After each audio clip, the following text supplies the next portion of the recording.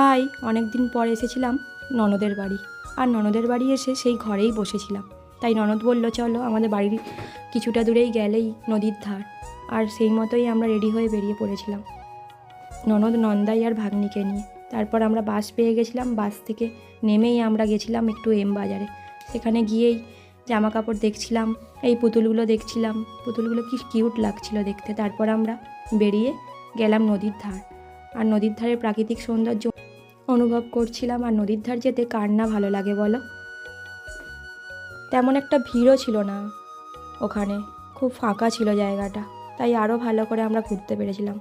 তারপর আমরা ফুচকা খেলাম সবাই মিলে। ফুচকা খাওয়ার পর জামাইবাবু এনেছিল চিকেন রোল। তারপর সবাই মিলে চিকেন রোলটা খেলাম। চিকেন রোল খাওয়ার পর খাওয়া হয়েছিল মোমো। মোমোটাও খুব একটা ভালো ছিল বলবো না। তারপরে আমরা আইসক্রিম খেয়ে ঘরে ফিরে আসলাম।